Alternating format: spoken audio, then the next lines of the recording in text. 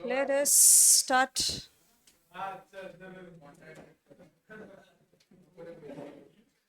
Chapter. Shit. This is chapter 2.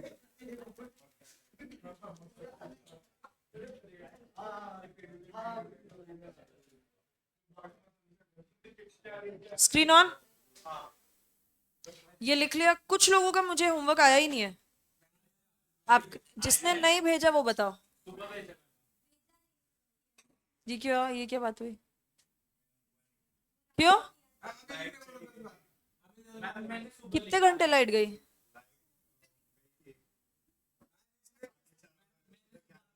साढ़े 4 को उजाला रहता है ना?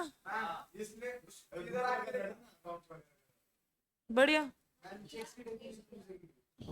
सुन लोगे आज मुझसे।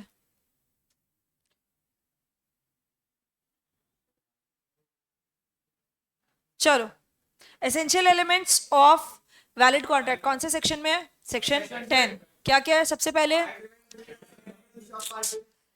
पहले क्या है? Competency of parties. उसमें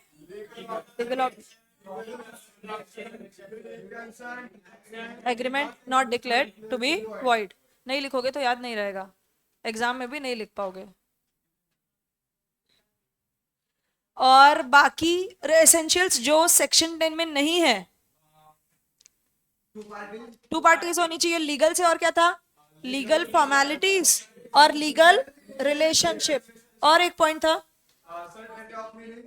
हाँ, पॉसिबिलिटी ऑफ परफॉर्मेंस होना चाहिए। उसके बाद types of contract on the basis of enforceability: valid, void, voidable, illegal and enforceable. On the basis of formation, कैसे बनाया? हाँ, एक्सप्रेस, इम्प्लाइड, क्वाजी, ई कॉन्ट्रैक्ट। और उसके बाद क्या था? On the basis of performance. कौन सा? Executed, executory. एग्जीक्यूटरी में 2 और यूनिलैटरल। दोनों पार्टीज का काम बचा हुआ है, उसको क्या बोलते हैं? बायलैटरल। दोनों पार्टीज ने काम कर दिया है, एग्जीक्यूटेड। ठीक है।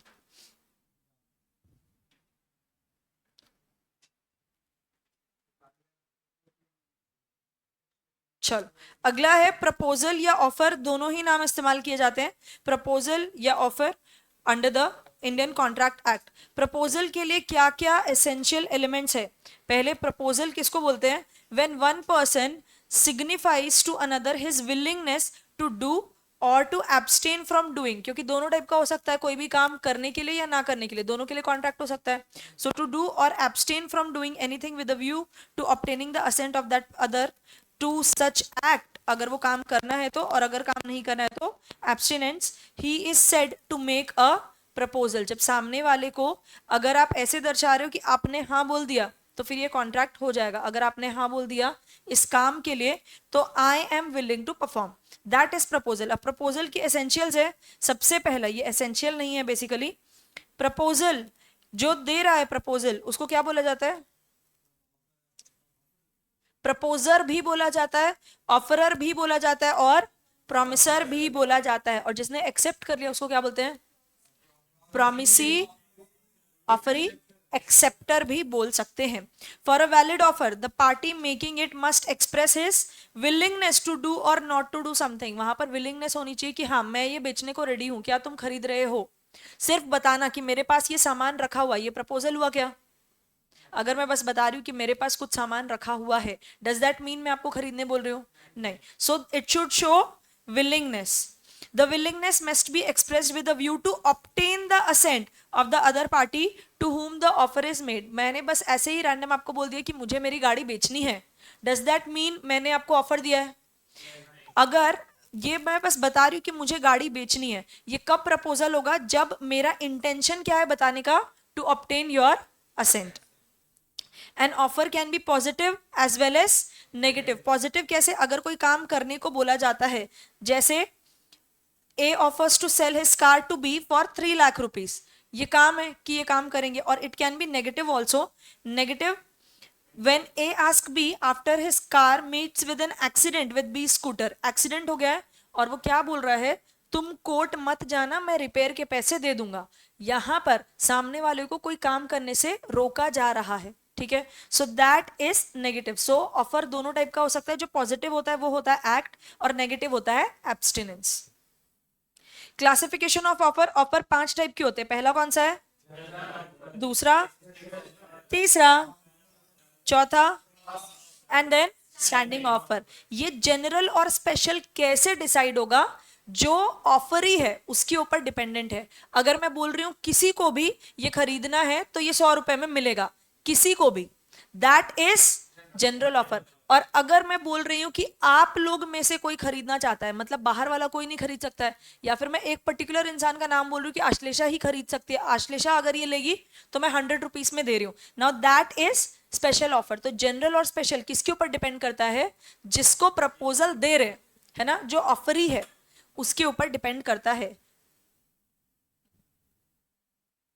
जैसे अगर न्यूज़पेपर में एडवर्टाइजमेंट दे रहे हैं कि अगर किसी भी इंसान को हमारा ये जो स्मोक बॉल्स है उसको इस्तेमाल करने के बाद अगर किसी को फिर भी बीमारी होती है तो हम 100 पाउंड्स उसको देंगे।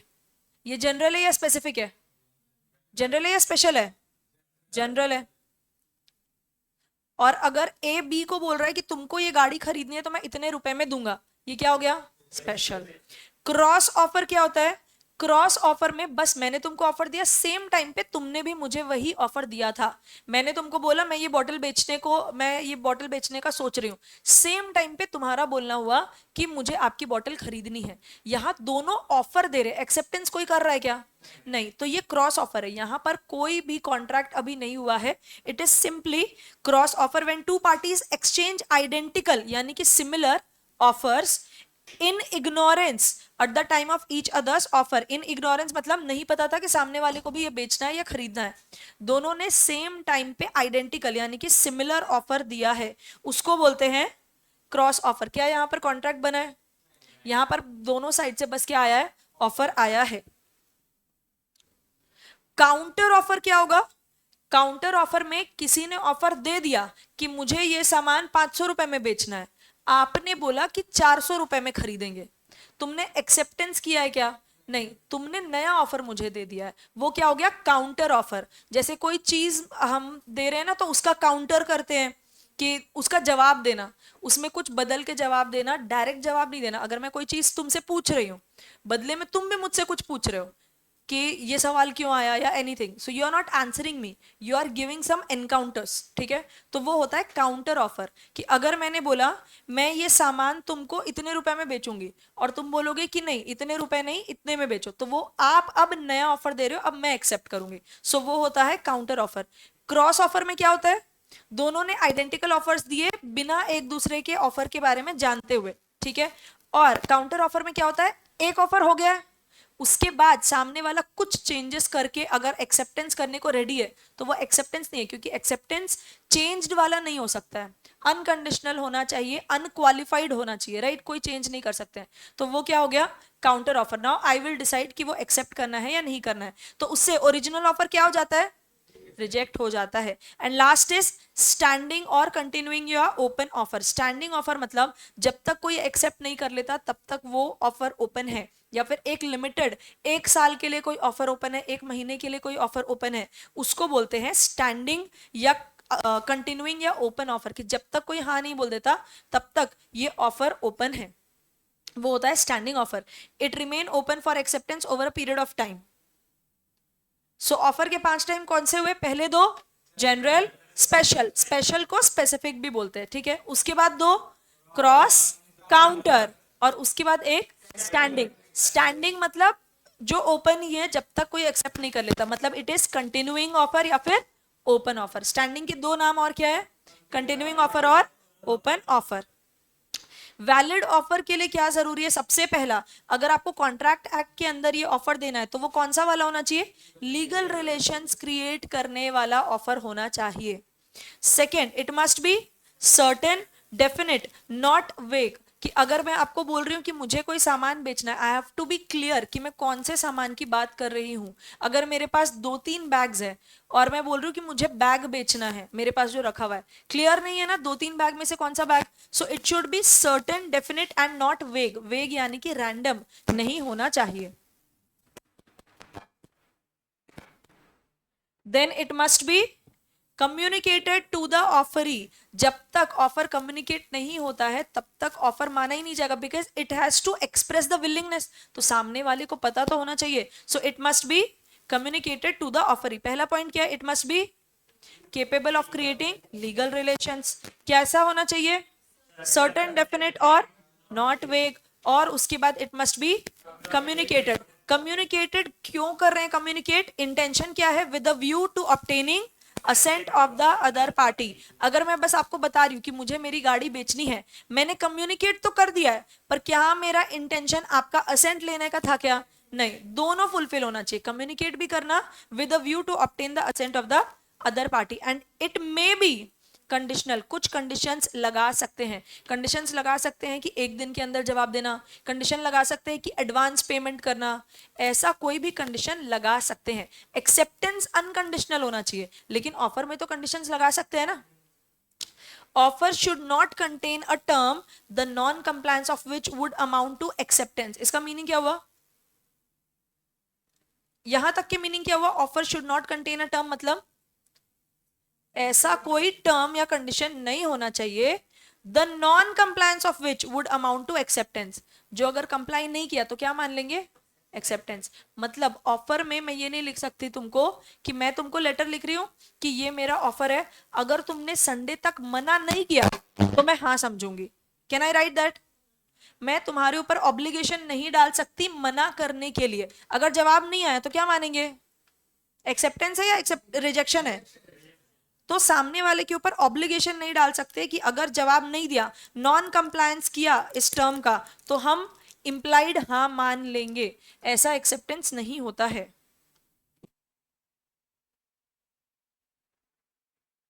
ऑफर में भी इधर स्पेसिफिक और जनरल, ये अपन को ऑलरेडी पता है। ऑफर कैसा हो सकता है? एक्सप्रेस भी हो सकता है और इंप्लाइड भी हो सकता है। Offer is different from a मियर, यानी कि ओनली स्टेटमेंट ऑफ इंटेंशन। ये ऊपर ही कवर हो गया था कि सिर्फ अपना इंटेंशन बताना अलग होता है और ऑफर देना अलग होता है। ऑफर सर्टेन होता है with a view to obtain your ascent.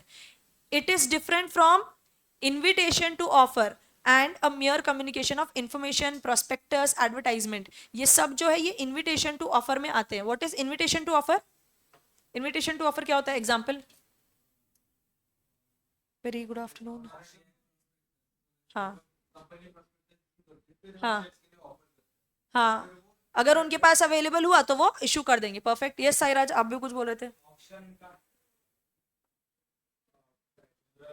Auction is inviting, कि आप बिट्स दो, जो हमको बिट सही लगेगा, हाईएस्ट लगेगा, वो आपका ऑफर है, हम उसको एक्सेप्ट कर लेंगे। सो बेसिकली जिसको एक्सेप्ट करना होता है वही इनवाइट कर रहा होता है ना। जो इंसान एक्सेप्ट कर रहा है, जिसका एक्सेप्टेंस देने की जिम्मेदारी है, वही इनविटेशन दे रहा है कि आप ऑफर दो। So offer is different from invitation to offer.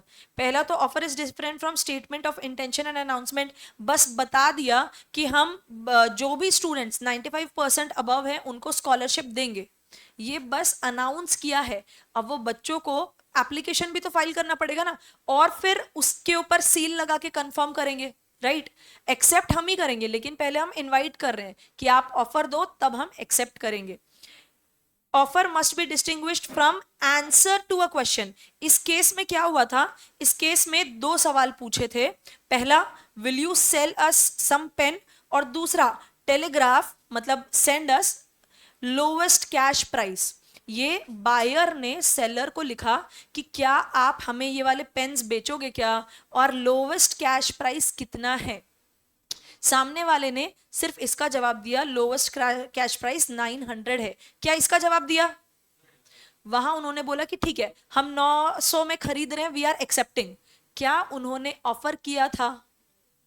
क्या उन्होंने इसको एक्सेप्ट किया था? नहीं। तो ना उन्होंने अपने तरफ से ऑफर दिया है कि बताओ आपको खरीदना है क्या, ना ही उन्होंने इस ऑफर को एक्सेप्ट किया है। तो यहां कोई कॉन्ट्रैक्ट बना क्या? They are just giving an answer to your question. अगर वो इसका हाँ बोल देते ना, विल यू सेल, तो वो हो जाता ऑफर और एक्सेप्टेंस। यहां पर ऐसा नहीं है, तो यहां कॉन्ट्रैक्ट नहीं बना था। ठीक है।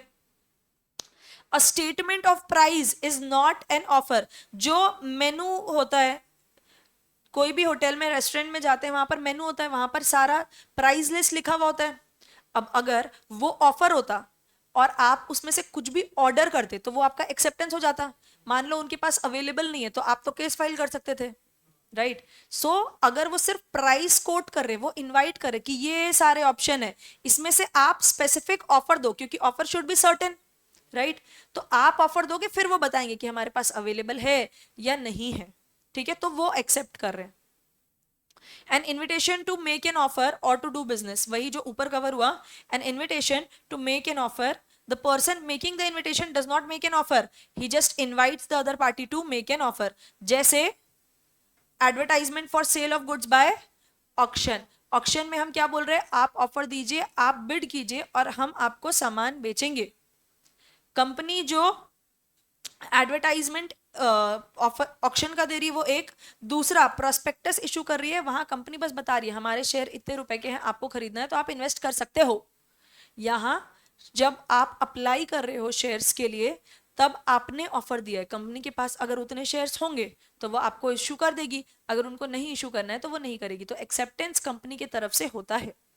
And a statement of price is not an offer, ये ऊपर ही कवर था, वापस रिपीट हुआ है कि अगर सिर्फ प्राइस लिस्ट दी हुई है, प्राइस लिस्ट ऑफर नहीं होता है वहां, it is just an invitation.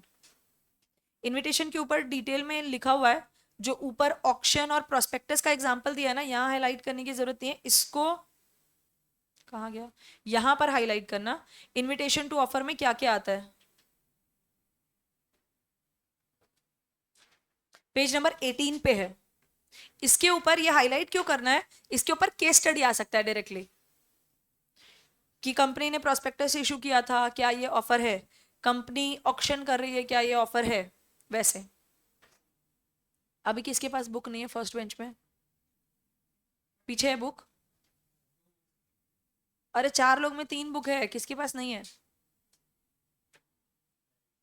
Light नहीं थी, लाइट नहीं थी।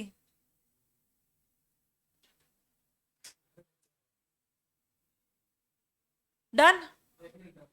अरे ये 4 को हाईलाइट करना है बस।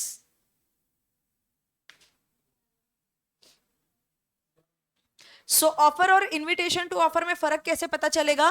इंटेंशन से, कि इंटेंशन क्या है। इंटेंशन ये है कि सामने वाला हाँ बोले और कॉन्ट्रैक्ट बन जाए।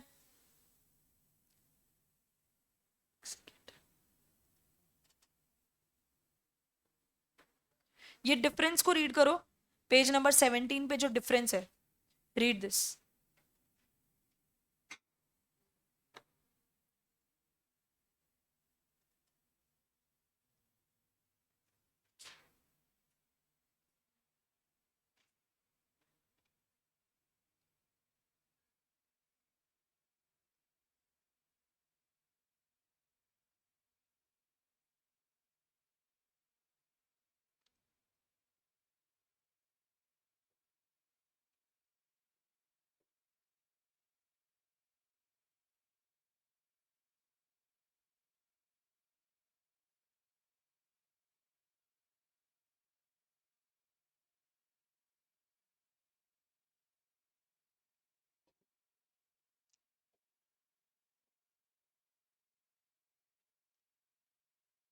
डन।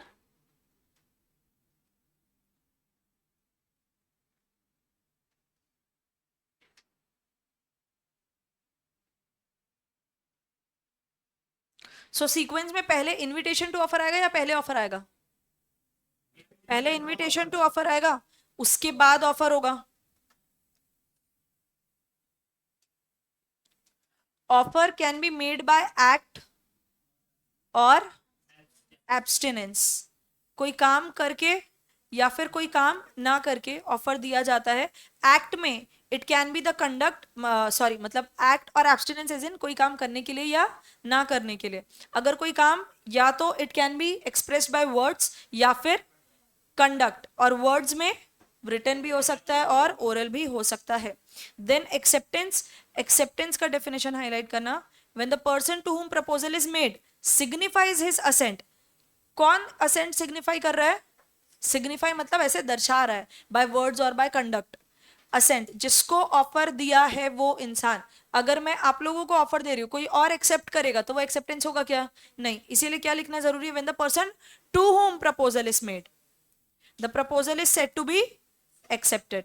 और प्रपोजल एक्सेप्ट हो गया तो क्या बन जाएगा? वो प्रॉमिस बन जाएगा।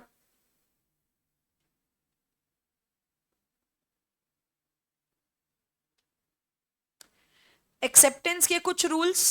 First, acceptance can be given only by the person to whom offer is made. जिसको ऑफर दिया हुआ है वही एक्सेप्ट कर सकता है। अगर जनरल ऑफर दिया कोई भी एक्सेप्ट कर सकता है पब्लिक में से, लेकिन अगर स्पेशल ऑफर दिया हुआ है तो जिसको ऑफर दिया है वही एक्सेप्ट कर सकता है। सेकेंड, एक्सेप्टेंस क्या होना चाहिए? एब्सोल्यूट। एब्सोल्यूट मतलब फुल एंड कंप्लीट, फुल या कंप्लीट। जैसे अगर मैं कुछ तीन चार सामान तुमको 1000 रुपए में बेच रही हूं तो आप ये नहीं बोल सकते कि इसमें से एक हटा दो और फिर बेचो। It has to be full and complete, उसको बोलते हैं एब्सोल्यूट। और दूसरा क्या है? अनक्वालिफाइड। चेंज नहीं कर सकते कि इसमें कुछ प्राइस का डिस्काउंट कर दो या फिर इसको जल्दी डिलीवर कर दो, एनीथिंग। क्योंकि अगर वो हुआ तो that will be a new offer, counter offer हो जाएगा फिर वो। Acceptance must be communicated. और कम्युनिकेट कैसे करना होता है? अगर मोड्स बताए हुए हैं तो उस मोड से, अगर नहीं बताया तो रीजनेबल मोड से कम्युनिकेट करना होता है।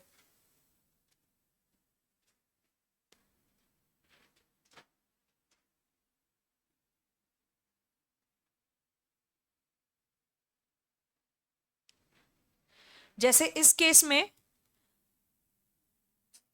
अग्रीमेंट जो था उसको अप्रूव्ड लिख दिया था, लेकिन उसके ड्रॉर में ही रखा हुआ था। क्या ये कम्युनिकेट हुआ है? नहीं हुआ है।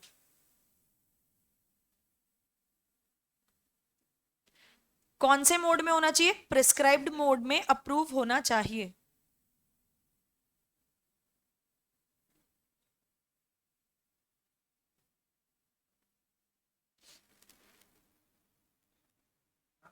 हाँ जी। Okay.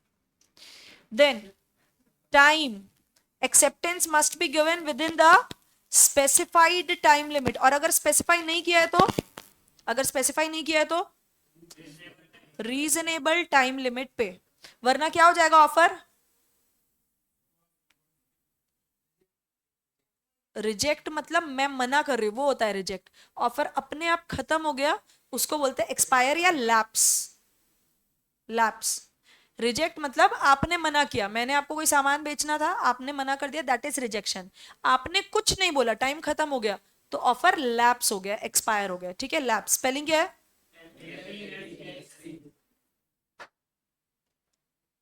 मियर silence is not acceptance. सामने वाला चुप है तो उसको एक्सेप्टेंस मानेंगे क्या? सामने वाले को बोल सकते हैं अगर तुमने कुछ नहीं बोला संडे तक के तो हम हाँ समझेंगे, ऐसा नहीं बोल सकते हैं। जैसे इसमें लिखा हुआ है, if I hear no more about it I shall consider the horse mine at 30 pounds. अगर तुमने कुछ जवाब नहीं दिया तो मैं मान लूंगा कि तुमने ऑफर एक्सेप्ट कर लिया। ऐसा बोल सकते हैं? नहीं बोल सकते हैं।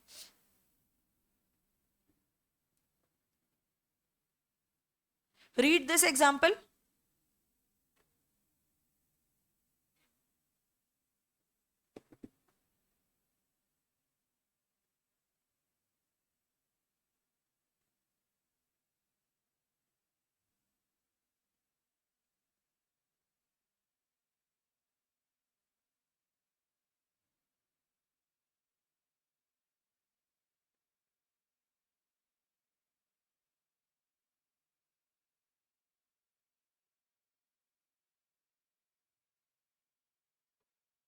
डन।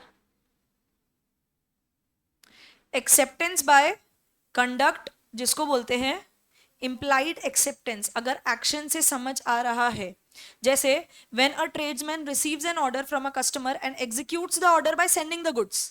तुमने अगर सामने वाले से पूछा कि आपके पास ये सामान है क्या, मुझे ये सामान चाहिए, उसने हाँ बोलने के बजाय डायरेक्टली वो सामान ही दे दिया। यहां पर what they are doing, they are sending the goods directly. The customers order for goods constitute the offer which has been accepted. यहां पर बोल के नहीं, यहां पर सीधा कंडक्ट से ऑफर एक्सेप्ट कर लिया गया है। सो एक्सेप्टेंस के 7 पॉइंट्स। पहला, एक्सेप्टेंस क्या होना चाहिए? It can be given only by the person to whom offer is made. Second, acceptance कैसा होना चाहिए? Absolute and unqualified. Acceptance must be communicated. कैसे? In prescribed mode, within time. Time कौन सा? या तो स्पेसिफाइड, स्पेसिफाइड नहीं है तो reasonable time. mere silence is not acceptance, acceptance by conduct or implied acceptance। communication, communication of offer and acceptance। इसमें पहला हाईलाइट करना communication of offer का, communication of offer is complete when it comes to the knowledge of the person to whom it is made। कब माना जाएगा कि आपका offer communicate हो चुका है? जब सामने वाले को उस ऑफर के बारे में पता चला, तब माना जाएगा ऑफर कम्युनिकेट हो चुका है। एक्सेप्टेंस कम्युनिकेट हो चुका है, ये कब पता चलेगा?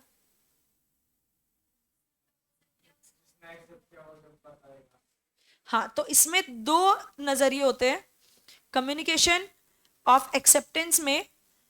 सबसे पहले तो जिस मोड में उन्होंने एक्सेप्ट करने बोला है उसी मोड पे एक्सेप्ट करना पड़ेगा। जितने टाइम लिमिट के अंदर बोला है उतने टाइम लिमिट के अंदर ही एक्सेप्ट करना पड़ेगा।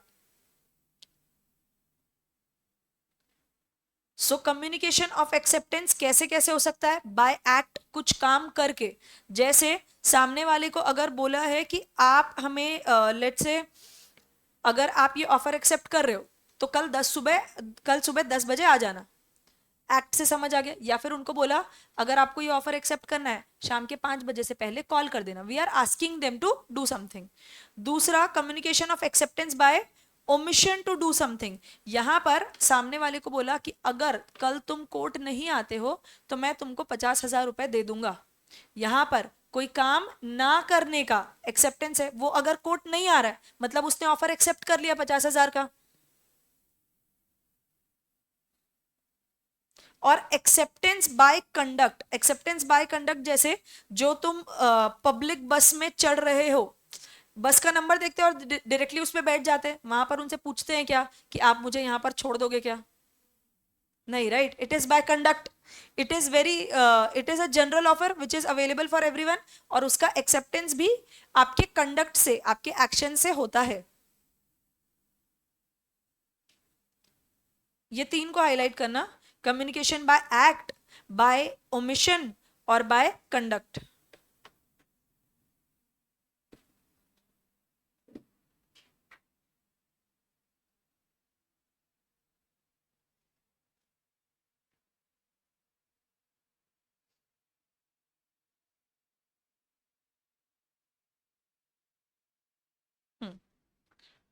Now this is important.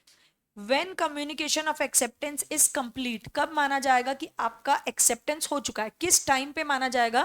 जो एक्सेप्टेंस होता है वो डिपेंड करता है किसके बारे में बात कर रहे हैं। दोनों पार्टीज के लिए अलग अलग टाइम पे एक्सेप्टेंस होता है।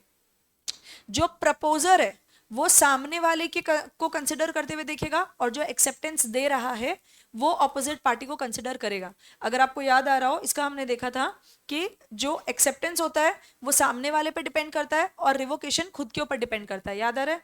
सो अगर कोई ऑफर दिया है, मान लीजिए मैंने ऑफर दिया है और समर्थ ने उसको एक्सेप्ट करना है, ठीक है। अब अगर हम लोग आमने सामने बैठे तो तुरंत ही कंप्लीट होगा ऑफर और एक्सेप्टेंस। अगर हम कॉल पे भी बात करें तो भी वो तुरंत होगा। लेकिन अगर थ्रू लेटर हम ये ट्रांजैक्शन कर रहे हैं तो मैंने उनको ऑफर दिया, उन्होंने एक्सेप्ट कर लिया है, ये कब पता चलेगा? मेरे लिए फॉर द प्रपोजर एक्सेप्टेंस तब कंप्लीट होगा जब उनके हाथ से वो एक्सेप्टेंस लेटर बाहर जा चुका है। अब उन्होंने पोस्ट कर दिया है, अब मेरे लिए वो कंप्लीट हो चुका है। इसका ऐसे समझो कि मान लीजिए जो भी एक्सेप्टेंस करना था संडे तक के टाइम था, संडे नहीं, पोस्ट करना है उनको, लेट से फ्राइडे तक के टाइम था, फ्राइडे तक के आपको एक्सेप्टेंस लेटर भेजना था, मतलब जो आपका एक्सेप्टेंस लेटर रहेगा ना वो फ्राइडे के डेट का होना चाहिए और पोस्ट करना चाहिए, ठीक है। अब मान लीजिए मुझे ये लेटर मंडे को मिला है, तो क्या ये वैलिड है?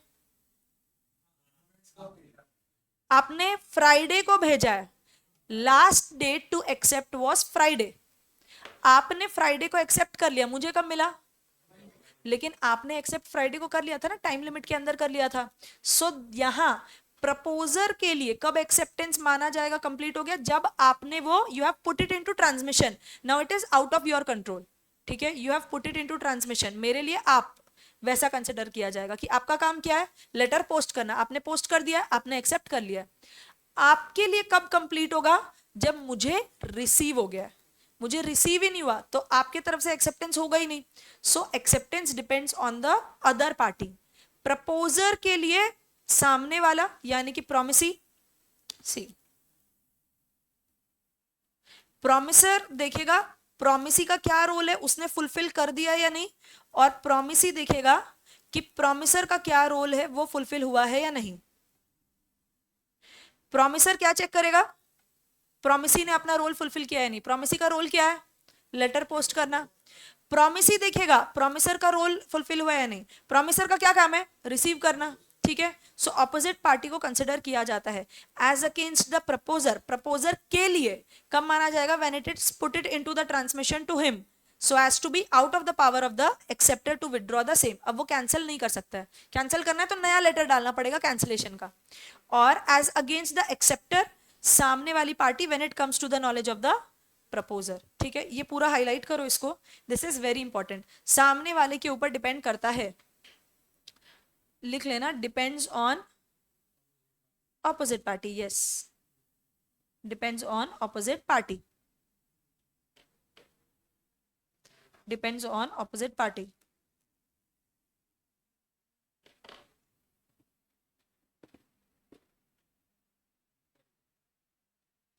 डन? क्या? हाँ,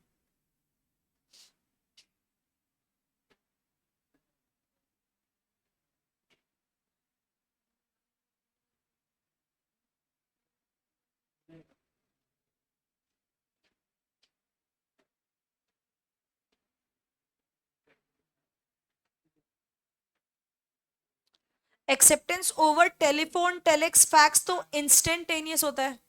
हाँ जी, ठीक है, हाँ हाँ हाँ हाँ हाँ, ओके। सो उस केस में कॉन्ट्रैक्ट का क्या होना चाहिए?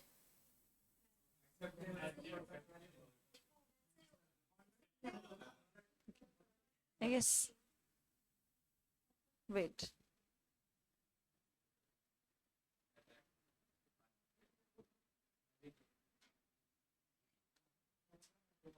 the proposer will be bound by B's acceptance even if the letter is delayed in post or lost in transit. Reason क्या है?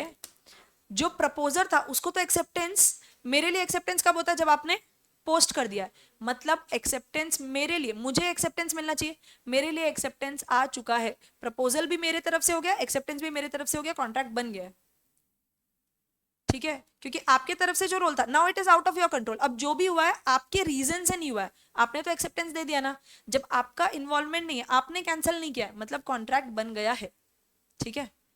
खुद जाके अगर वो कैंसिल करता है या फिर वो पोस्ट ऑफिस से वो मान लो चुरा के ले आया अपना पोस्ट, तो उसने ही कैंसिल किया है, उसके हाथ से चला गया है ना, किसी और रीजन से कैंसिल हुआ तो वो कभी कैंसिल नहीं होता है, ठीक है। तो वो गुम जाए, चोरी हो जाए, जल जाए, एनी केस, गुड पॉइंट। अब अगर टेलीफोन पे एक्सेप्टेंस हो रहा है तो वो तो इंस्टेंट कम्युनिकेशन होता है, वहां पर ये सब रहेगा क्या, कब तुमने बोला, कब तुमने सुना, सेम टाइम पे तो होगा वो वाला चीज। कम्युनिकेशन ऑफ स्पेशल कंडीशंस, अगर मैं कोई स्पेशल कंडीशन लगा रही हूँ, फॉर एग्जांपल मैं तुमको बोल रही हूँ कि मुझे मेरी गाड़ी बेचनी है, ठीक है, मुझे जो भी कंडीशंस लगाने हैं तुम्हारे एक्सेप्टेंस के पहले लगाना पड़ेगा, तुमने ऑफर एक्सेप्ट कर लिया, उसके अगले दिन मैं आके ऐसे बोल सकती हूँ क्या कि ये गाड़ी हर संडे मैं लेके जाऊंगी? स्पेशल कंडीशंस अगर कुछ लगाने हैं तो वो एक्सेप्टेंस से पहले लगाना पड़ता है, कॉन्ट्रैक्ट के वक्त लगाना पड़ता है। कॉन्ट्रैक्ट बन जाने के बाद अगर तुम लगा भी रहे हो ना वो कंडीशंस, सामने वाला is not bound to fulfil it. तुम अपने तरफ से खेल लो, सामने वाला इज नॉट बाउंड। जैसे जो भी आप टिकट्स वगैरह लेते हैं उसमें पीछे लिखा हुआ होता है कि आपका सामान आपकी जिम्मेदारी है, एटसेट्रा एटसेट्रा, वो पहले से ही लिख के दे देते हैं। एक और केस हुआ था,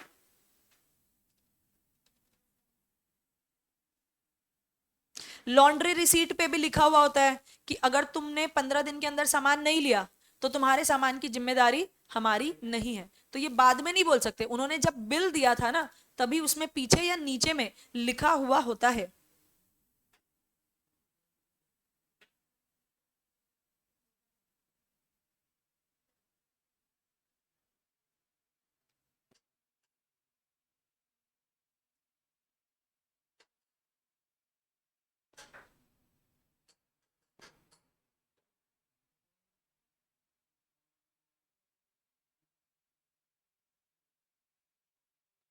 अगर आप फ्लाइट से ट्रैवल कर रहे हो और उन्होंने कंडीशंस टिकट के पीछे लिखे हुए हैं तो क्या उन्होंने कंडीशंस कम्युनिकेट कर दिया है? अगर टिकट के पीछे लिखा हुआ है तो, या फिर जहां पर हम बैठे हुए होते हैं वहां पर डिस्प्ले हो रहा होता है, अगर उन्होंने वहां पर भी डिस्प्ले कर दिया है तो भी ये माना जाएगा उन्होंने कम्युनिकेट कर दिया है।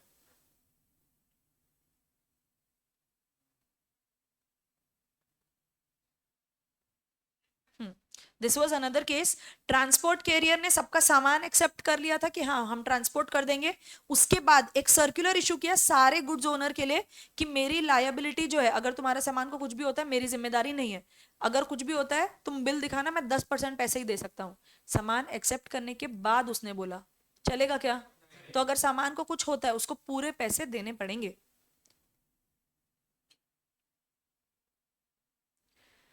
Communication of performance, communication of proposal is complete when it comes to the knowledge of the person to whom it is made. As regard acceptance, तो acceptance हमने देखा दोनों साइड से अलग अलग होता है, प्रपोजर के लिए अलग और प्रोमिसी के लिए अलग।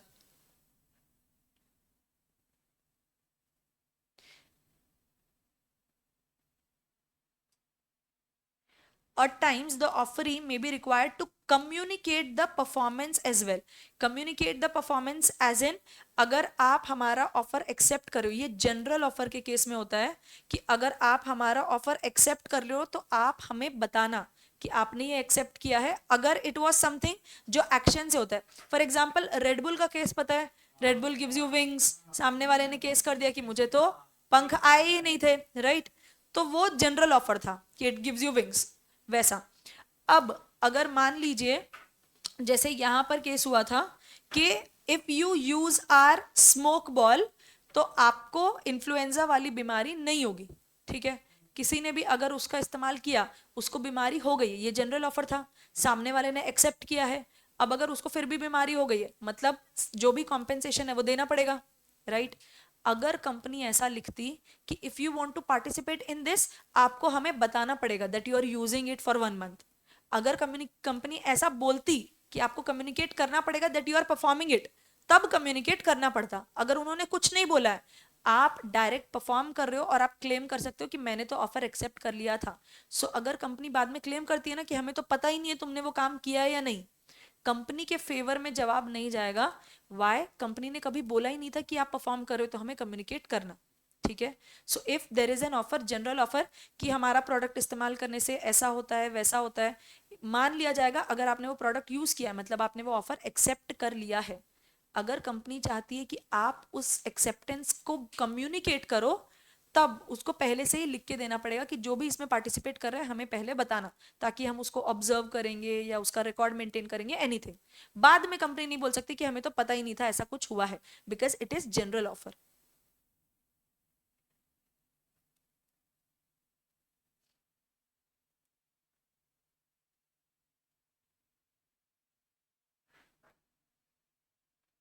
इसको हाईलाइट करना, पेज नंबर 25 पे है। Advertisement did not require any communication of compliance of the condition, कहीं पर भी नहीं लिखा हुआ था, ये जो इन्फ्लुएंजा वाला केस था ना, कहीं पर भी नहीं लिखा हुआ था कि आपको, अगर आप ये एक्सेप्ट करो तो आपको बताना पड़ेगा. It was not necessary to communicate the same. अगर नहीं लिखा हुआ था तो बताना जरूरी नहीं है. So 3 important principles. पहला, offer to be capable of acceptance must contain definite promise by the offerer that he would be bound if the terms specified by him are accepted. अगर कोई ऑफर दे रहा है तो he would be bound by the terms, जो उन्होंने लिखा हुआ है कि अगर ये इस्तेमाल करने के बाद भी आपको ये बीमारी होती है, या फिर लेट्स से जो हेयर ग्रोथ वाले ऑयल्स आते हैं या फिर शैम्पू आते हैं, अगर वो ऐसा क्लेम कर रहे हैं ना कि 1 महीने में ऐसा हो जाएगा, नहीं हुआ तो आप केस फाइल कर सकते हो. तो ऐसा कुछ प्रोडक्ट्स ट्राई करके देख लेना. दूसरा, an offer may be made either to a particular person or to the public at large. और तीसरा, offer is made in the form of promise in return for an act. अगर वो act perform कर दिया तो मान लिया जाएगा एक्सेप्टेंस है. मतलब आपको कंपनी को कॉल करके बताने की जरूरत नहीं है ना कि हमने तुम्हारा सामान खरीद लिया, अब हम इस्तेमाल करने वाले हैं. कैसे पता चलेगा acceptance? By performance, by using that product.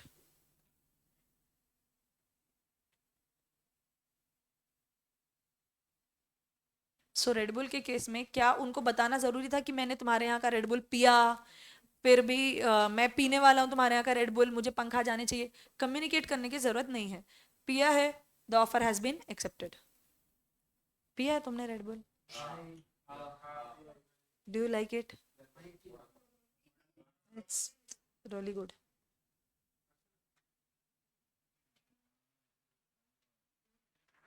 चलो, क्या रिवोकेशन? रिवोकेशन किसके ऊपर डिपेंड करता है? एक्सेप्टेंस किसके ऊपर डिपेंड करता है? Depends on acceptance, depends on कब कंप्लीट होगा, डिपेंड करता है खुद के ऊपर या opposite party? Opposite party. Revocation depends on self. So जैसे प्रपोजर के लिए कब एक्सेप्टेंस कंप्लीट माना जाता है? जब प्रॉमिसी ने put it into transmission. Right? Yes और नो?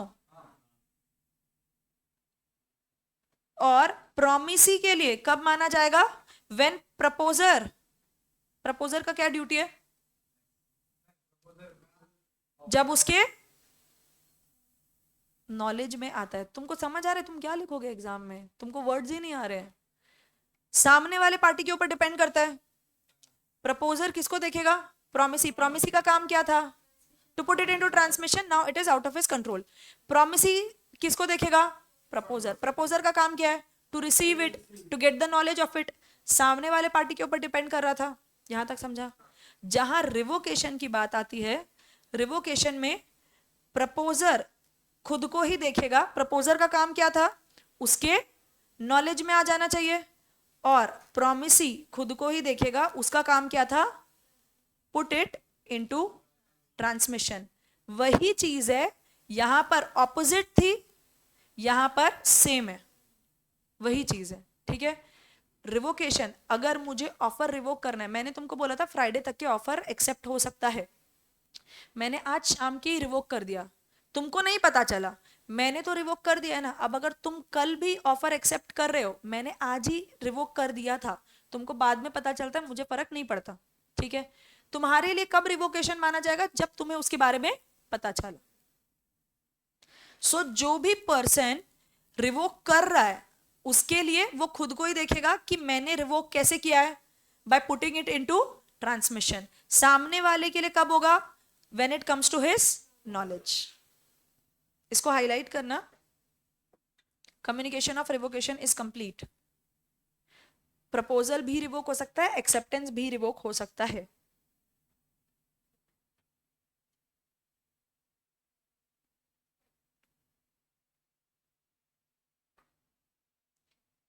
डन? हाँ.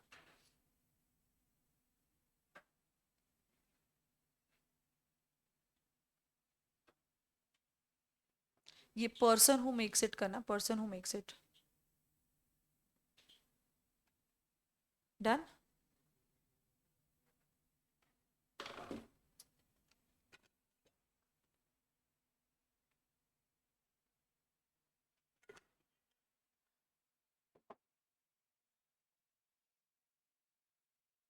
So if you revoke your proposal, तुमने प्रपोजल दिया, तुमने रिवोक किया, कैसे रिवोक किया? टेलीग्राम से। तो तुम्हारे लिए रिवोकेशन कब कंप्लीट हो जाएगा? जब तुमने टेलीग्राम भेज दिया, पुट इट इनटू ट्रांसमिशन। मेरे लिए कब होगा? जब मैं रिसीव करूंगी, राइट? अपना अपना। ऑफर कब रिवोक कर सकते हैं? Offerer can revoke his offer before it is accepted. Accept होने के बाद ऑफर रिवोक नहीं होता, क्योंकि एक्सेप्ट होते ही वो क्या बन गया? अग्रीमेंट। अग्रीमेंट में अगर कंसिडरेशन होगा, सॉरी, अग्रीमेंट में अगर एनफोर्सेबिलिटी होगा तो वो कॉन्ट्रैक्ट बन गया ना, एक्सेप्टेंस आते ही। अब वो फिर कॉन्ट्रैक्ट कैंसिल करना पड़ेगा। सो रिवोक कब कर सकते हैं? एक्सेप्टेंस से पहले, क्योंकि एक्सेप्टेंस होते ही कॉन्ट्रैक्ट बन गया है। जैसे अगर ऑक्शन में किसी को बिड अपना वापस लेना है, तो वो कब लेना पड़ेगा? 3 हैमर्स बजे उससे पहले, क्योंकि वो जैसे ही हैमर्स बजे, परफॉर्मेंस से ही क्या समझ आ जाएगा? कॉन्ट्रैक्ट हो गया है।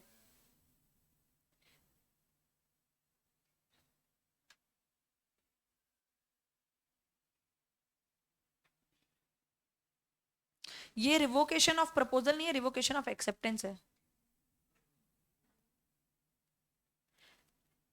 An acceptance may be revoked at any time before the communication of acceptance is complete as against the acceptor. Any time before communication of acceptance is complete against the acceptor. acceptor के लिए acceptance कब complete माना जाता है? acceptor के लिए acceptance खुद के ऊपर डिपेंड कर देगा, सामने वाले के ऊपर। यानी कि प्रपोजर को जैसे ही मिला, सो प्रपोजर के मिलने से पहले, प्रपोजर को मिलने से पहले एक्सेप्टेंस रिवोक कर सकते हैं। सो लेट से मैंने तुमको बोला था फ्राइडे तक के ऑफर ओपन है, क्या मैं थर्सडे को ऑफर रिवोक कर सकती हूँ? कर सकते हो। मान लो तुमने फ्राइडे को एक्सेप्ट कर लिया है, मुझे वो मंडे को मिलने वाला है। You have accepted on Friday, मेरा ऑफर अभी भी ओपन है, मुझे कब मिलने वाला है? मंडे को। अगर तुम्हें एक्सेप्टेंस रिवोक करना है तो कब करना पड़ेगा? मुझे मिलने से पहले। तो ये तुमने जब एक्सेप्टेंस लेटर पोस्ट किया ना, 2 घंटे बाद जाके रिवोकेशन पोस्ट डाल सकते हो। मुझे मिलने से पहले तुम्हारा पोस्ट हो जाना चाहिए। मिलेगा तो वो बाद में ही है ना, मिलेगा बाद में ही, लेकिन मुझे मिलने से पहले तुम्हारा पोस्ट हो जाना चाहिए।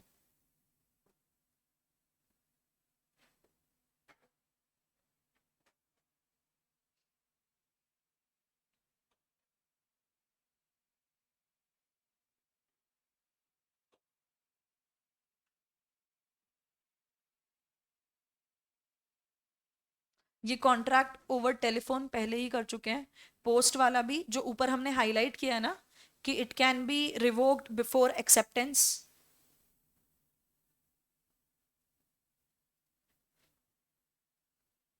और तीसरा revocation of proposal otherwise than by communication. ये कैसे होगा? बाय लैप्स ऑफ टाइम, कि अगर टाइम खत्म हो गया मतलब ऑफर रिवोक हो चुका है। Modes of revocation.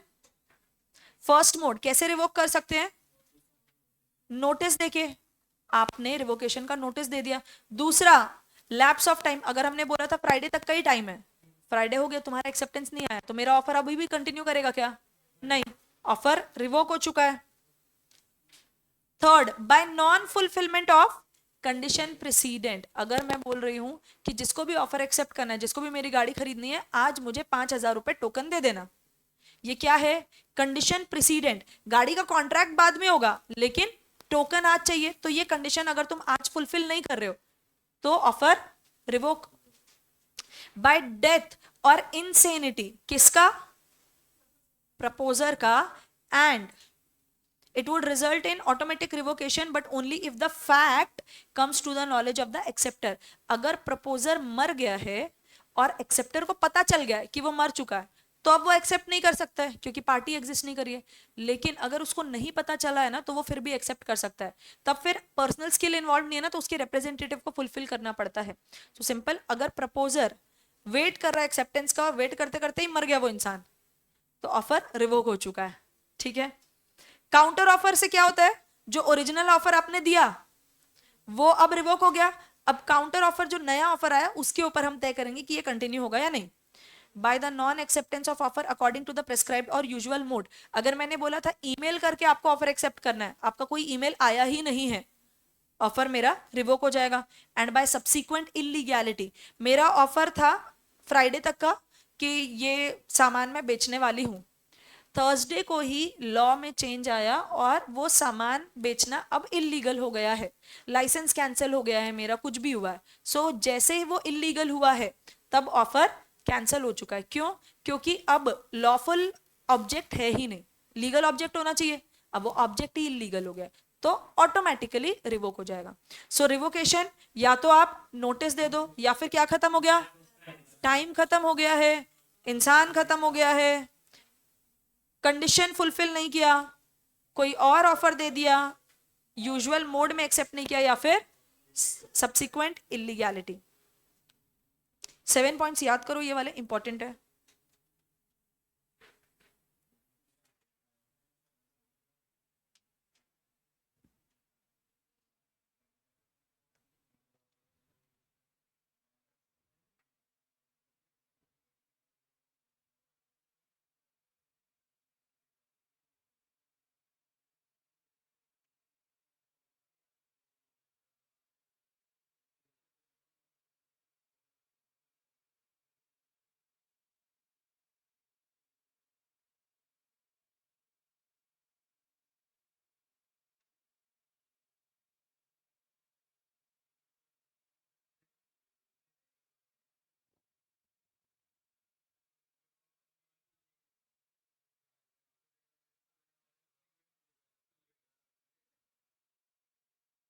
मिलके याद कर रहे हो क्या?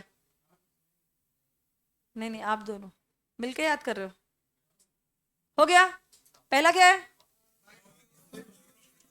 फिर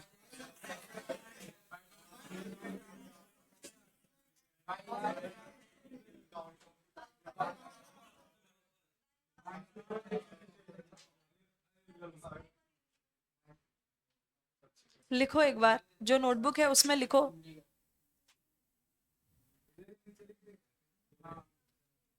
हाँ, तुम्हारी बुक है भैया, लिख लो।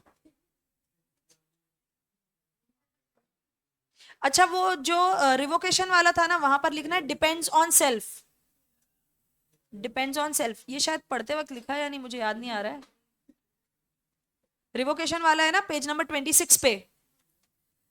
एक्सेप्टेंस के लिए अपन ने लिखा डिपेंड्स ऑन ऑपोजिट पार्टी, यहां पर लिखो डिपेंड्स ऑन सेल्फ।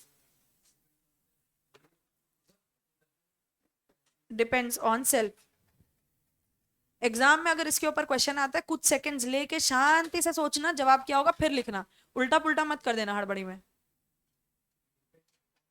सेल्फ। अभी ये लिखो और मुझे बताओ।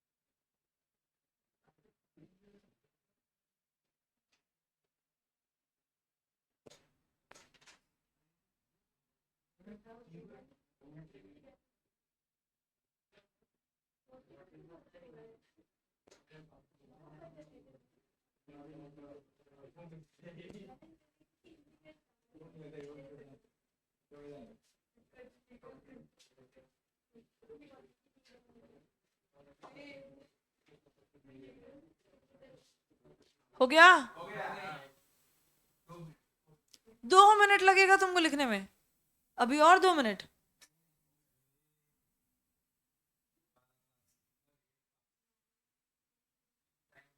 इतना नहीं? Done. Next unit consideration. Consideration is the price agreed to be paid by the promisee for the obligation of the promisor. Promisor का ऑब्लिगेशन है एनीथिंग, श्योर. प्रोमिसर का ऑब्लिगेशन है जिसके बदले promisee will pay something. So consideration is the price agreed to be paid by the promisee for the obligation of the promisor. कौन तय करता होगा प्राइस कितना होना चाहिए, प्रोमिसर या promisee? So it must B at the desire of the promisor. लेकिन पे करने के लिए वो खुद भी कर सकता है, किसी और को भी बोल सकता है पे करने के लिए, राइट? सो द प्रोमिसी और any other person can pay that when at the desire of the promisor the promisee or any other person has done or abstained from doing or does or abstains from doing or promises to do or abstains from doing something. ये इतना सारा इतने बार क्यों लिखा है? has done और abstain जो है ना ये past है, does और abstains जो है ये present है, और promises to do or abstain ये फ्यूचर है. तो कंसिडरेशन पास्ट, प्रेजेंट और फ्यूचर का हो सकता है. सच एन एक्ट और एब्स्टिनेंस और प्रॉमिस को बोलते हैं कंसिडरेशन. लेकिन ये किसकी मर्जी से होगा? करेगा कौन? प्रोमिसी या अदर पर्सन. ठीक है. सो डिजायर प्रोमिसर का और करता कौन है? प्रोमिसी या अदर पर्सन. क्या कर रहे हैं? हैज डन और एब्स्टेन, डज और abstains, promises to do और abstain something. तो ये जो एक्ट या एब्स्टिनेंस का प्रॉमिस है this is consideration. Consideration positive भी हो सकता है, कोई एक्ट भी हो सकता है और एब्स्टिनेंस भी हो सकता है. ये लास्ट वाले यूनिट में ही अपन ने कवर कर लिया है. It must B at the desire of the promisor. Promisor जितना बोलेगा, लेकिन कौन कर सकता है? प्रोमिसी या any other person. And it can B past, present और फ्यूचर. ये पूरा किससे कवर हो गया है? अपने डेफिनेशन से कवर हो गया है.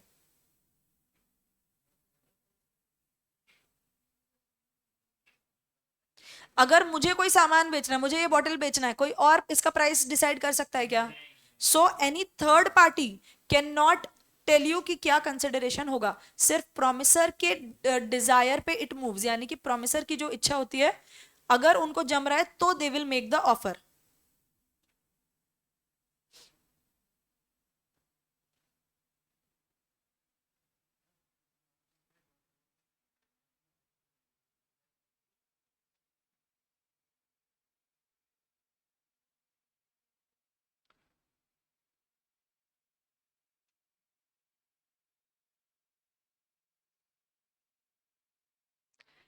कंसिडरेशन एग्जीक्यूटेड भी हो सकता है और एग्जीक्यूटरी भी हो सकता है. एग्जीक्यूटेड मतलब जो काम मैंने कर दिया है, दैट कैन बी कंसिडरेशन. और एग्जीक्यूटरी कब होगा? जब करने वाले हैं. यानी कि ये हो जाएगा पास्ट का और ये हो जाएगा फ्यूचर का. फ्यूचर के लिए होता है promise.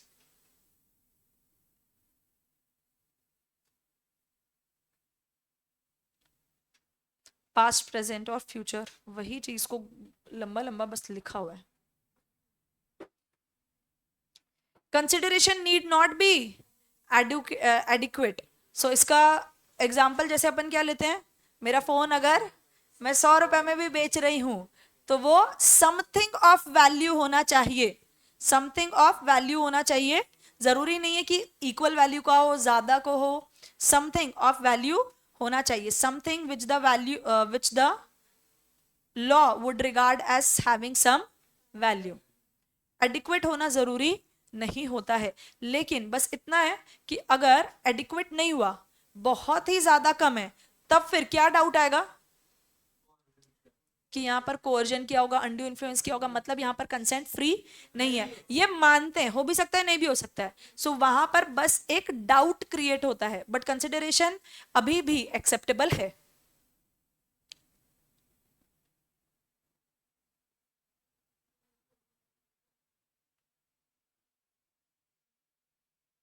Performance of what one is legally bound to perform, वो कंसिडरेशन नहीं होता है. मतलब अगर कोई काम लॉ तुमको बोल रहा है कि ये काम तुमको करना ही है, वो कंसिडरेशन नहीं होता है. A promise to pay 2000 to a doctor over the fees is invalid as it is the duty of a doctor to give a treatment for his normal price. जो उन सॉरी नॉर्मल फीस, तो जितनी उनकी fees है उस वो अगर वो चार्ज कर रहे हैं, वो सर्विस दे रहे हैं और उसका आप फीस दे रहे हो, यानी कि कंसिडरेशन दे रहे हैं. अगर एक्स्ट्रा पैसे दिए तो इसका मतलब ये नहीं कि वो जल्दी ठीक कर देंगे या something like that. So it has to be something. अगर कोई इंसान, जैसे मान लीजिए गवर्नमेंट हॉस्पिटल है, गवर्नमेंट हॉस्पिटल में अगर आपका ट्रीटमेंट हो रहा है तो क्या वहां पर वो ट्रीटमेंट के बदले आपसे पैसे मांग सकते हैं? नॉमिनल फीस चार्ज कर दिया जो उनको लीगली अलाउड है. उसके अलावा जो काम उनको अब लीगली करना ही पड़ेगा, और नॉमिनल 5-10 रुपए का वो रिसीट वगैरह होता है, राइट, उसके ऊपर वो कुछ चार्जेस ले सकते हैं? नहीं. क्यों? क्योंकि अब दे आर लीगली बाउंड कि उनको ट्रीटमेंट करना ही पड़ेगा.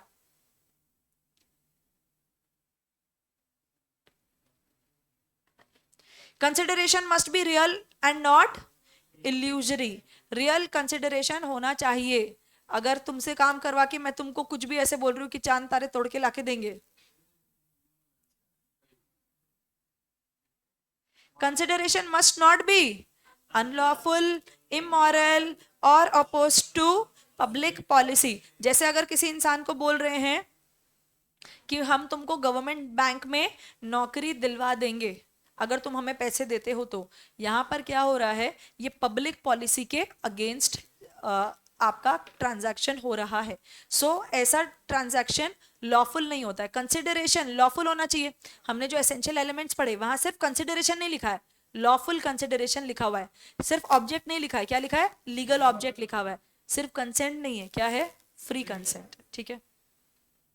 सूट वाला टॉपिक पढ़ने से पहले कौन सा ऐसा केस है जहां पर अगर कंसिडरेशन नहीं भी हुआ तो भी कॉन्ट्रैक्ट वैलिड है? सो जनरल रूल क्या है? No consideration no contract. General rule क्या है? No consideration no contract. लेकिन कुछ एग्रीमेंट्स जो विदाउट कंसिडरेशन भी वैलिड और एनफोर्सेबल है. पहला, नेचुरल लव और अफेक्शन में अगर आपके पिताजी कोई संपत्ति आपको ट्रांसफर कर रहे हैं, आप बदले में उनको बस थैंक यू बोलोगे, आप बदले में उनको कुछ दे रहे हो, तो उनको तो कुछ नहीं मिला, तो भी ये वैलिड कॉन्ट्रैक्ट होगा. वैलिड कॉन्ट्रैक्ट होगा. क्यों? बिकॉज यहां पर नेचुरल लव और अफेक्शन को ध्यान में रखते हुए उन्होंने कोई प्रॉपर्टी ट्रांसफर की है. ये हुआ है पर्सनल रिलेशन में, नियर रिलेशन में. लेकिन दूसरे लोगों से भी तो गिफ्ट लेते हैं ना, तो वो भी अलाउड होता है कंप्लीटेड गिफ्ट. अगर मैंने आपको कोई चीज गिफ्ट में दे दी है, ये मैं गिफ्ट में दे रही हूँ वेदांत को, हाँ, क्या अब ये वापस मैं मांग सकती हूँ क्या कि मुझे तो बदले में कुछ नहीं मिला?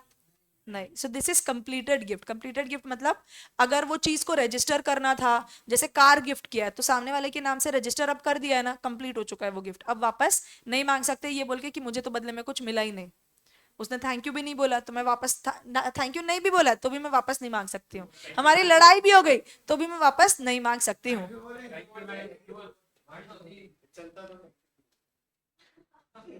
चलेगा चलेगा.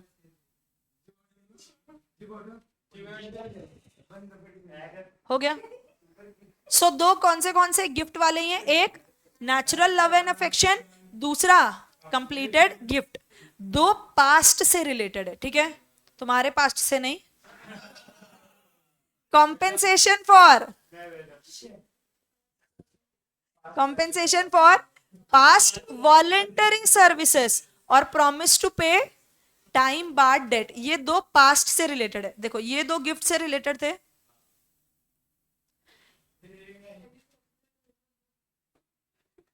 ये दोनों पास्ट से रिलेटेड है. पास्ट से रिलेटेड पहला वाला कैसे? अगर मैंने तुमको मान लो फ्री में पढ़ाया होता, ठीक है, फ्री में मैं तुमको पढ़ा रही हूँ और तुम मुझसे पढ़ चुके हो, और तुमने बाद में प्रॉमिस किया कि आपने उस वक्त फ्री में पढ़ाया था लेकिन सीए बनने के बाद मैं आपको 1 लाख रुपए आके देने वाला हूं. तुम्हारा ऑब्लिगेशन था क्या ये प्रॉमिस करने का? नहीं. लेकिन अगर तुमने प्रॉमिस कर दिया, now you have to fulfil. Now you can not give a reason कि मुझे बदले में तो कुछ मिल नहीं रहा है, आपका तो वो फ्री का काम था.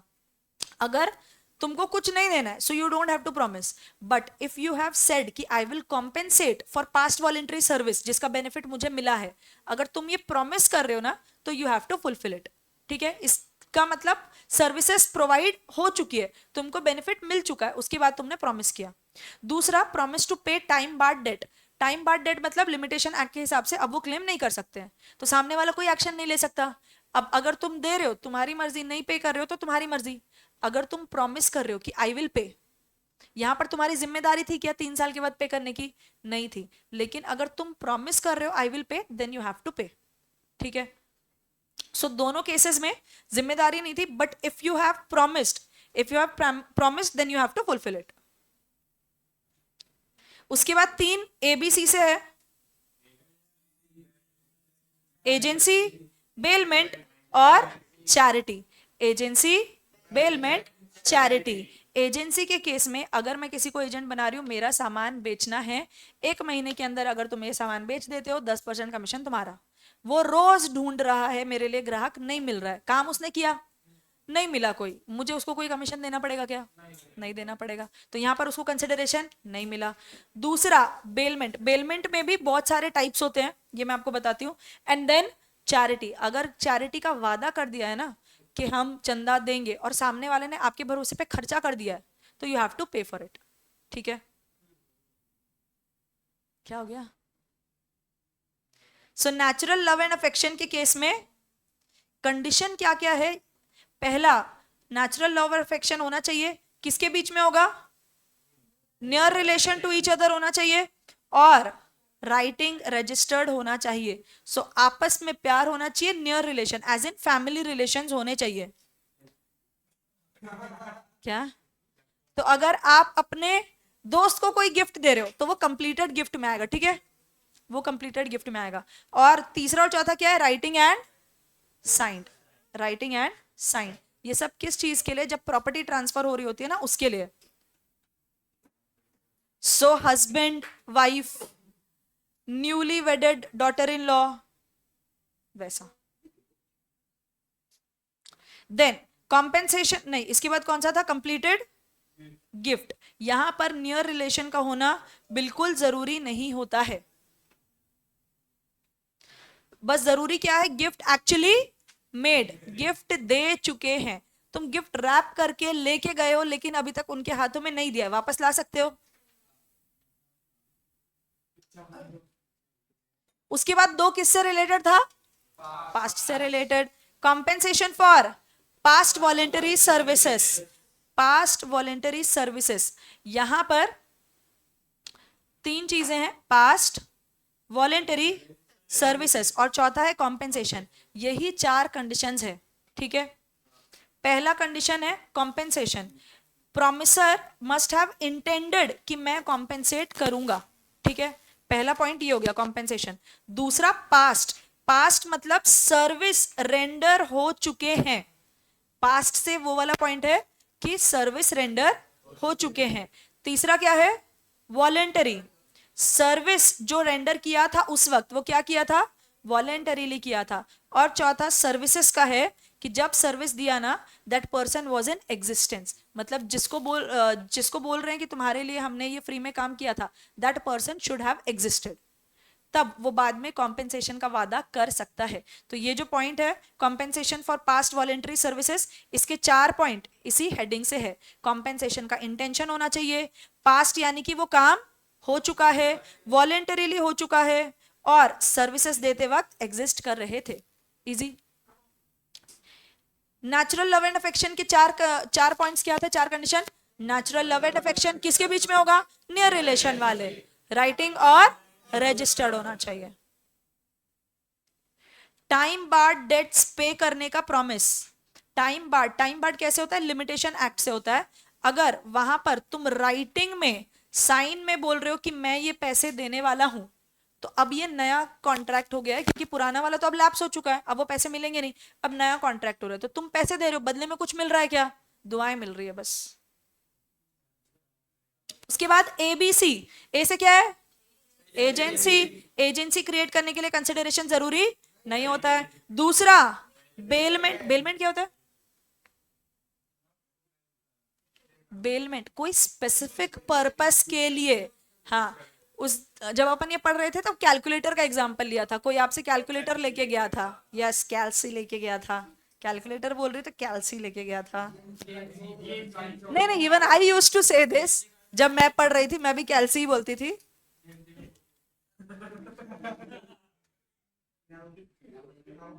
एग्जाम्पल पढ़ो तो याद आएगा क्या होता है बेलमेंट।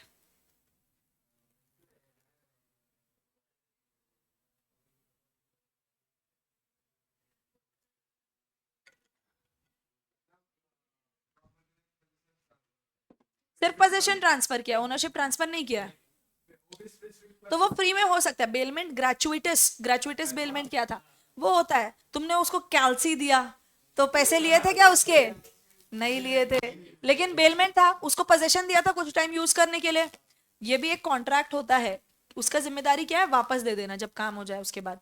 तो ये कॉन्ट्रैक्ट में तुमको कुछ मिला, थैंक यू भी मिला, लेकिन वो कंसिडरेशन नहीं है, it should be something of value, okay, पैसे मांग लेना। Third is charity. If a person promises to contribute to charity and the promisee लिखना इसको, promisee undertakes a liability on the promise, very important, सिर्फ charity का वादा कर रहे हो तो पैसे चुकाने पड़ेंगे वैसा नहीं होता है।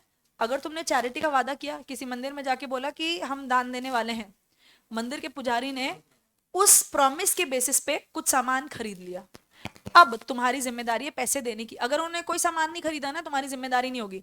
सो when you have promise to contribute and the promisee undertakes a liability on the promise, तुम्हारे ऊपर विश्वास करके उन्होंने वो सारा काम कर लिया। जैसे मान लो तुमने प्रॉमिस किया किसी गुरुद्वारे में जाके कि कल का लंगर हमारे तरफ से होगा, उन्होंने लंगर का सारा सामान खरीद लिया, नाउ यू हैव टू पे। अगर उन्होंने कोई सामान नहीं खरीदा है तो तुम मना भी कर सकते हो, ठीक है। So they have taken a liability on the basis of your promise, तब you have to fulfil it, समझा। 7 कौन से केसेस होगा, ये क्या पढ़ रहे हैं अपन, ये 7 केसेस में कंसिडरेशन नहीं भी हुआ तो भी अग्रीमेंट वैलिड है, कॉन्ट्रैक्ट बनेगा। पहला और दूसरा किससे रिलेटेड है, ए आगे बढ़ो, पास से नेचुरल लव एंड अफेक्शन और कंप्लीटेड गिफ्ट्स। थर्ड और फोर्थ किससे रिलेटेड है, पास्ट। पहला क्या है, compensation for past voluntary service, और उसके बाद promise to pay time barred date, A B C agency. Charity कब, जब सामने वाले ने लायबिलिटी ले लिया आपके प्रॉमिस के बेसिस पे। Suit for damage, suit stranger वाला टॉपिक है, वही करना है बस अभी। Suit by a third party to a contract, अगर कोई कॉन्ट्रैक्ट हम कर रहे हैं सामने वाला फुलफिल नहीं किया, हम क्या कर सकते हैं, उस इंसान को सू कर सकते हैं। सो मान लीजिए अगर मेरे और सानिका जी के बीच में कोई कॉन्ट्रैक्ट हुआ है, अगर वो फुलफिल नहीं कर रही है, मैं केस फाइल कर सकती हूँ। आप लोग मेरे बिहाफ पे केस फाइल कर सकते हो क्या, बिना मेरे बोले, बिना आपको ऑथराइज किए। तो यहां पर कॉन्ट्रैक्ट में हम दोनों क्या हो गए, पार्टीज, आप सब क्या हो गए, थर्ड पार्टी। जनरल रूल बोलता है किसी भी केस में जिसने कॉन्ट्रैक्ट साइन किया है वही कॉन्ट्रैक्ट में पार्टी है, वही सू कर सकता है। लेकिन इसके एक्सेप्शंस में बोला गया है इन केसेस में आपने कॉन्ट्रैक्ट में साइन नहीं किया है लेकिन आप लीगल एक्शन ले सकते हो। जब कोई इंसान कॉन्ट्रैक्ट साइन कर रहा है that is party to the contract, बाकी सबको थर्ड पार्टी भी बोलते हैं और स्ट्रेंजर भी बोलते हैं। तो जनरली थर्ड पार्टी या stranger can not sue, but in exceptional cases they can. So यहां पर थर्ड पार्टी और स्ट्रेंजर दोनों को हाईलाइट करना, थर्ड पार्टी भी होता है और स्ट्रेंजर भी होता है। अच्छा ये पूरा, stranger to a contract can not sue is known as a doctrine of privity of contract, जिसके एक्सेप्शंस है। Stranger to a contract can not sue, ये जो रूल है इस रूल का नाम क्या है, doctrine of privity of contract. Privity of contract मतलब जिन लोगों के बीच में कॉन्ट्रैक्ट हुआ है ये उनका पर्सनल मैटर है, कोई और इंटरफेयर नहीं कर सकता, ठीक है। जिन लोगों के बीच में कॉन्ट्रैक्ट हुआ है ये उनका पर्सनल मैटर है, वो होता है doctrine of privity of contract, ये एक रूल है। इसके एक्सेप्शंस है। तो अगर एग्जाम में पूछा वो 3 तरीके से पूछ सकते हैं। एक तो वो लिख सकते हैं कैन थर्ड पार्टी सू या सूड बाय थर्ड पार्टी का केस, या फिर वो लिख सकते हैं थर्ड पार्टी की जगह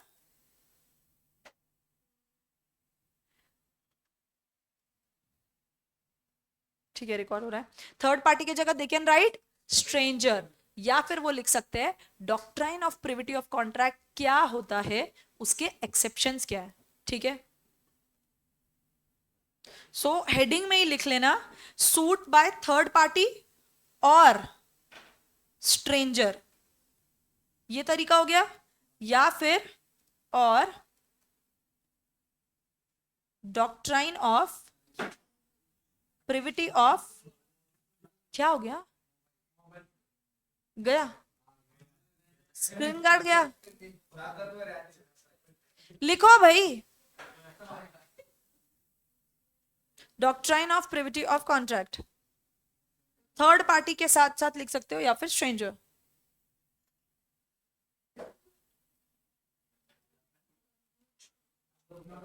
लिख लिया, लिखो लिखो लिखो।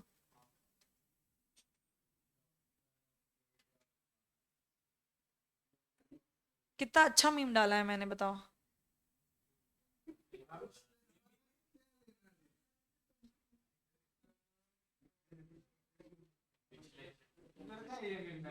क्या क्या पता किधर का है, मतलब गूगल से निकाला है,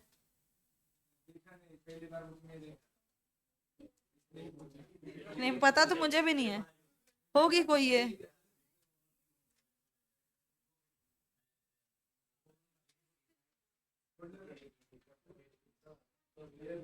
इसको याद करने का कोई टेक्निक देखो ना।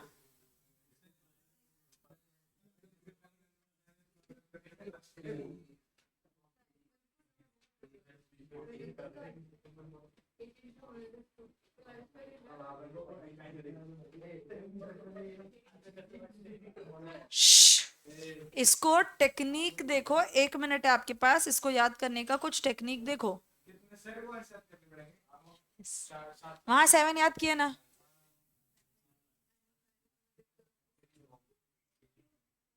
आज जो काम बोला है वो करो।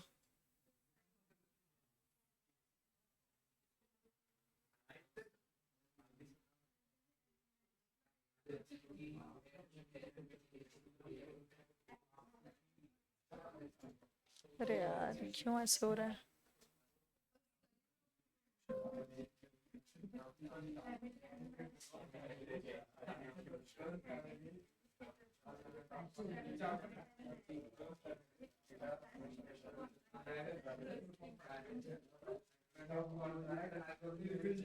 क्या कुछ मिला,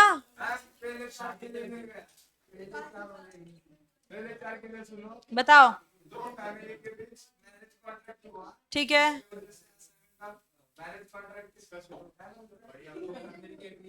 उनको बोलने दो।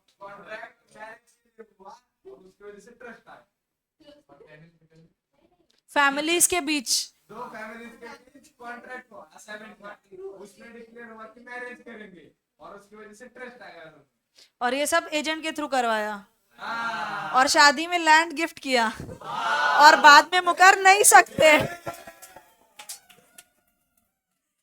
और बाद में मुकर नहीं सकते, एस्टॉपल। हाँ आश्लेषा जी बताओ, आप बताओ, आपका अगर और पसंद आ गया तो वो रखेंगे, नहीं बताओ ना।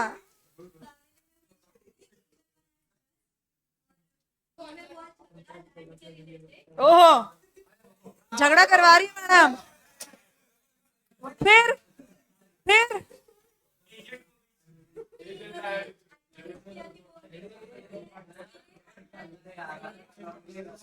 क्या बदतमीजी है।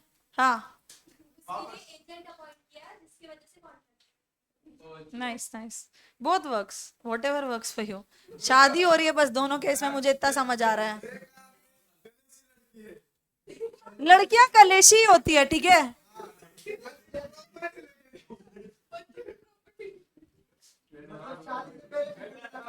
क्या शादी हो गई ना,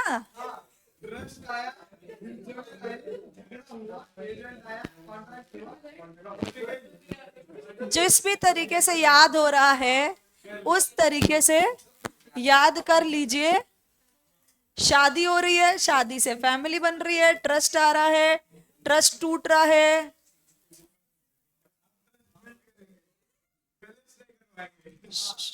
चलो, क्या पहला वाला क्या था, वही कंटिन्यू करते हैं। दो फैमिली के बीच कॉन्ट्रैक्ट हुआ शादी का, एजेंट के थ्रू। विश्वास किया तो लैंड दे दिया और अब मुकर नहीं सकते हैं। जैसे भी याद हो रहा है, 7 पॉइंट्स याद करने हैं। अच्छा, अब एक्चुअल पॉइंट्स क्या है। ट्रस्ट जब बनाया जाता है ना, अगर किसी बच्चे के लिए, लेट से मेरे जो नेफ्यू नीज है उनके लिए अगर मैं ट्रस्ट बनाना चाहती हूँ, तो मैं किसी मेजर इंसान को ट्रस्टी अपॉइंट करूंगी। जब कॉन्ट्रैक्ट साइन होगा, मैं कॉन्ट्रैक्ट साइन करूंगी और ट्रस्टी कॉन्ट्रैक्ट साइन करेंगे। उसमें लिखा है वो लोग 18 साल के होंगे तो उनको जो भी प्रॉपर्टी है दे देना। 18 साल के वो लोग हो गए, ट्रस्टी की जिम्मेदारी थी प्रॉपर्टी देने की, ट्रस्टी ने नहीं दिया। तो यहां पर जिसके लिए वो कॉन्ट्रैक्ट बनाया था उसने साइन किया था क्या? नहीं, वो तो 5 साल के बच्चे थे, उन्होंने तो साइन नहीं किया, लेकिन उनका नुकसान हो रहा है। जो जिनके लिए ट्रस्ट बनाया जाता है उनको बोलते हैं बेनिफिशियरी, जिसके बेनिफिट के लिए ट्रस्ट बना है। बेनिफिशियरी का स्पेलिंग क्या है?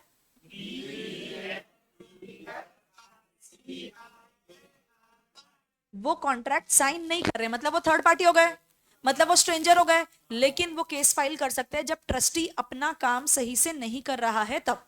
ठीक है। फैमिली सेटलमेंट, फैमिली सेटलमेंट में अगर ऐसे होता है कि तय किया जाता है, जैसे 2 brothers X and Y agreed to pay allowance 20,000 rupees to their mother. Family settlement जब उनके बीच में हिस्सा बंटवारा हुआ तो उन्होंने क्या तय किया था? माता जी को 20,000 रुपए देंगे। उन्होंने नहीं दिया, माता जी ने साइन नहीं किया था, लेकिन उनका हक बनता था। She can claim it. ठीक है। Third, marriage contract. Mister ex wife deserted him, यानी कि छोड़ के चली गई फॉर इल ट्रीटिंग हर, सही से उसको ट्रीट नहीं कर रहा था तो वो छोड़ के चली गई। अब यहाँ वो कलेशी नहीं है, आदमी कलेशी था, उसने कुछ कर, ये चाटा मारोगे। हाँ होते हैं, बट मैंने ये नहीं बोला कि आदमी लोग नहीं होते हैं, मर्द भी कलेशी होते हैं। दिख रहा है, तुम ही बात निकाल रहे हो। Mister x promised his wives father mister Puri, मस्त केस है देखो। हस्बैंड वाइफ थे, वाइफ छोड़ के कहां चली गई होगी? अपने घर चली गई होगी। जब पति वहां मिलने गया, वाइफ मिली नहीं होगी, ससुर जी से मिले होंगे। ससुर जी को प्रॉमिस किया उन्होंने कि मैं अब अपनी वाइफ को ढंग से ट्रीट करूंगा वरना उसको मंथली अलाउंस दूंगा। वाइफ अपना कमरे में बैठी है, उसने कॉन्ट्रैक्ट साइन किया क्या? नहीं, लेकिन अगर उसको मंथली अलाउंस नहीं मिल रहा है वो क्लेम कर सकती है। थर्ड पार्टी है लेकिन क्लेम कर सकती। क्यों? क्योंकि उसके फायदा के लिए कॉन्ट्रैक्ट था, उसका नुकसान हो रहा है। समझ आ रहा है? जहां पर भी थर्ड पार्टी को अलाउ कर रहे हैं ना, वो कहीं ना कहीं इन्वॉल्व है, इसलिए अलाउ कर रहे हैं। ठीक है। तो ट्रस्ट हो गया, फैमिली सेटलमेंट और मैरिज कॉन्ट्रैक्ट।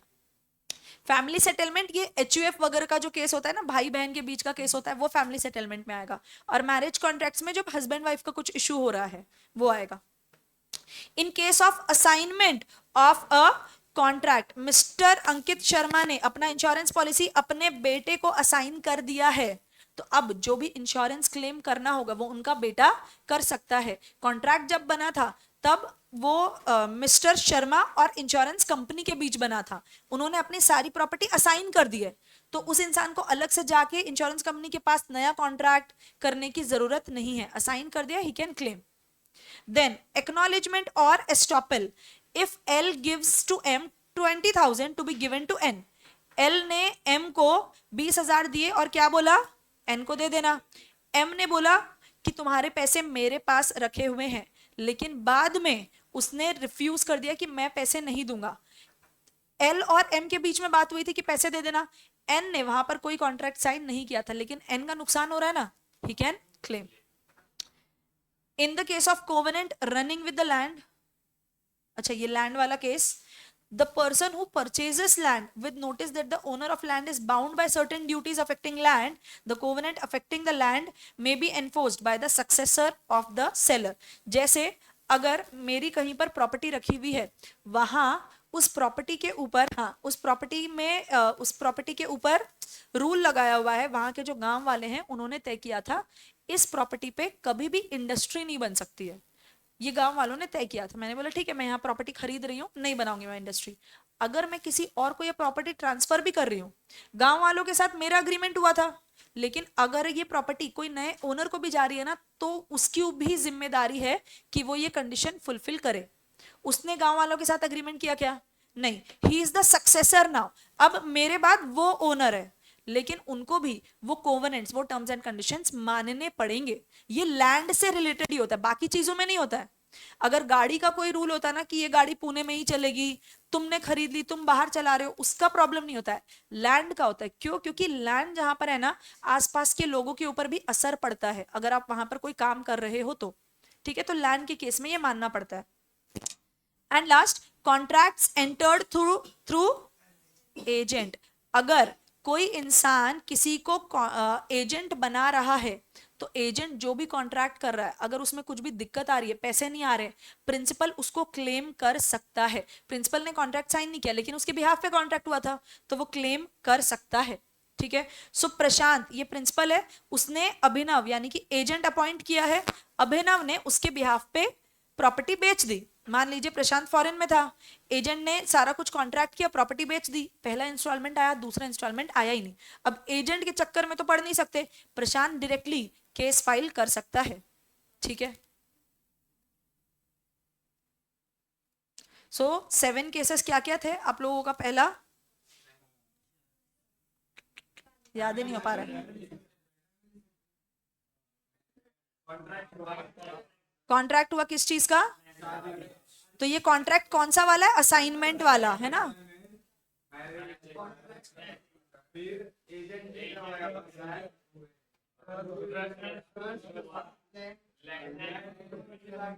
अब मुकर नहीं सकते हैं, एक्नॉलेज कर लिया है। ठीक है, एस्टॉपल। ओके,